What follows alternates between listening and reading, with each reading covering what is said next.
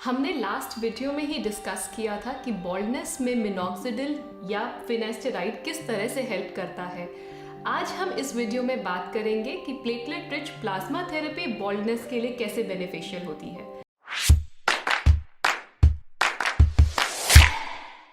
मैं doctor Sanchika Gupta, consultant dermatologist, the skin house clinic Faridabad and Sarvodaya hospitals.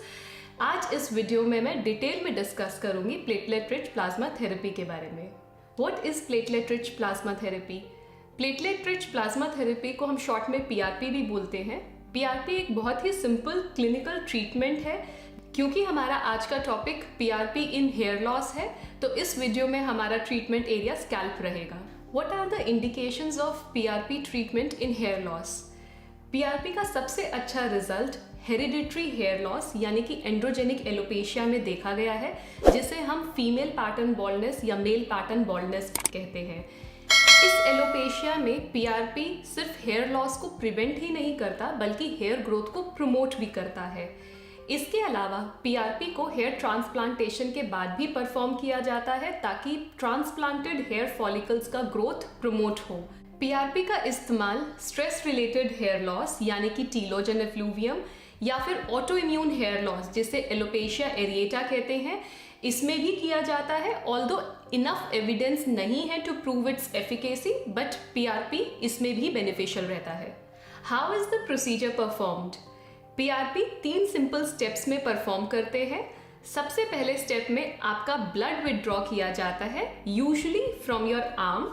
इसके बाद ब्लड को सेंट्रीफ्यूज में प्रोसेस किया जाता है, जिससे आपका ब्लड 3 लेयर में डिवाइड हो जाता है: platelet poor plasma, platelet rich plasma and red blood cells. जो प्लेटलेट रिच प्लाज्मा है उसको हम यूटिलाइज करते हैं। एंड थर्ड स्टेप, जिसमें हम उस प्लेटलेट रिच प्लाज्मा थेरेपी को आपके स्कैल्प में इंजेक्ट करते हैं नियर योर हेयर रूट्स, जिससे आपकी ग्रोथ प्रमोट होती है। How does PRP work? PRP का मेन इंग्रेडिएंट है प्लेटलेट्स, जो हमारे हेयर ग्रोथ में हेल्प करता है। ये प्लेटलेट्स ही हैं जब हमें चोट लगती है तो हमें वुंड हीलिंग में भी हेल्प करता है। प्लेटलेट्स के अंदर बहुत सारे ग्रोथ फैक्टर्स होते हैं जो हेयर रूट्स की ग्रोथ को प्रमोट करते हैं, एंड ये हेयर फॉलिकल के ब्लड सप्लाई को भी इम्प्रूव करते हैं, जिससे हम न्यूवास्कुलराइजेशन बोलते हैं। What is the treatment protocol for PRP? PRP का कोई फिक्स्ड प्रोटोकॉल नहीं है, but averagely 3 to 4 regular sessions किए जाते हैं at an interval of 4 to 6 weeks. उसके बाद उसके रिजल्ट्स को मेंटेन करने के लिए मेंटेनेंस सेशंस लिए जाते हैं, यूजुअली 6 to 12 मंथ्स के गैप में। How effective is PRP in hair loss? PRP पर अभी तक जितनी भी रिसर्चेज हुई हैं, उसके एनालिसिस से यही पता चलता है कि PRP हेयर लॉस को रिड्यूस करता है, हेयर डायमीटर को बढ़ाता है और हेयर डेंसिटी को भी इम्प्रूव करता है। On an average PRP session के 3 to 4 वीक्स में हमें रिजल्ट्स दिखने शुरू हो जाते हैं, बट एक सब्सटैंशियल इम्प्रूवमेंट देखने में 4 to 6 मंथ्स का समय लग जाता है। PRP का रिजल्ट परमानेंट नहीं होता, इसीलिए हमें मेंटेनेंस सेशंस लेने पड़ते हैं 6 to 12 मंथ्स के गैप में। What are the side effects of PRP? PRP बहुत ही सेफ प्रोसीजर है if performed by a doctor. क्योंकि PRP में ब्लड आप ही का लिया जाता है, तो इसमें कोई एलर्जिक रिएक्शन का भी रिस्क नहीं रहता। जो छोटे मोटे साइड इफेक्ट्स देखे जाते हैं, दैट इज स्कैल्प पेन या डिस्कम्फर्ट ड्यूरिंग द प्रोसीजर, या फिर pinpoint temporary bleeding. What are the dos and don'ts in PRP?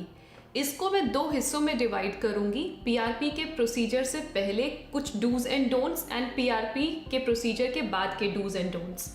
PRP के प्रोसीजर से पहले हमें ध्यान देना है कि जिस भी दिन आपका PRP का प्रोसीजर प्लान्ड हो, उस दिन आप अपना हेड वॉश करें, ताकि आपके स्कैल्प से डर्ट एंड ग्रीस रिमूव हो जाए। इससे हमें क्लीन एनवायरनमेंट मिलता है on your scalp to perform the procedure. Secondly, PRP के प्रोसीजर से पहले आप अच्छे से खाएं और अच्छे से पानी पिएं, ताकि आप हाइड्रेटेड रहें। इससे आप प्रोसीजर के दौरान कंफर्टेबल रहेंगे एंड लाइट हेडेडनेस अवॉइड कर पाएंगे। PRP के प्रोसीजर से पहले हमें क्या अवॉइड करना चाहिए? PRP से पहले आप कोई भी हेयर सेटिंग जेल या स्प्रे इस्तेमाल ना करें।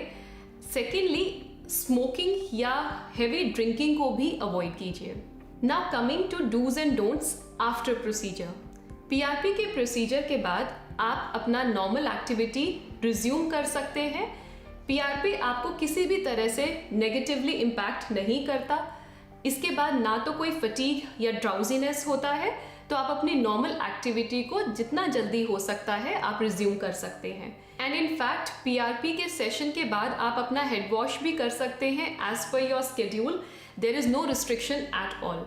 एंड पीआरपी के प्रोसीजर के बाद आप कोई कलरिंग या केमिकल ट्रीटमेंट्स ना करवाएं for at least 72 hours after the procedure. Now frequently asked questions.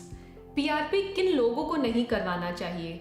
जिन लोगों में प्लेटलेट डिसऑर्डर्स हैं या ब्लीडिंग डिसऑर्डर्स हैं या ब्लड थिनिंग मेडिसिन पर हैं या ट्रीटमेंट एरिया पर इन्फेक्शन का कोई सोर्स है या फिर जनरलाइज्ड इन्फेक्शन यानी कि सेप्टिसीमिया है, तो ऐसे लोगों को पीआरपी अवॉइड करना चाहिए।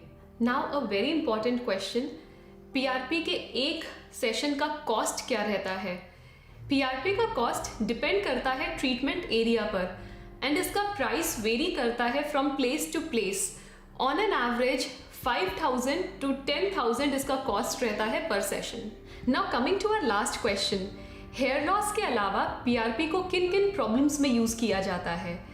पीआरपी हम anti ageing treatment, acne scar treatment, tendon, ligament और मसल इंजरीज में भी यूज़ करते हैं।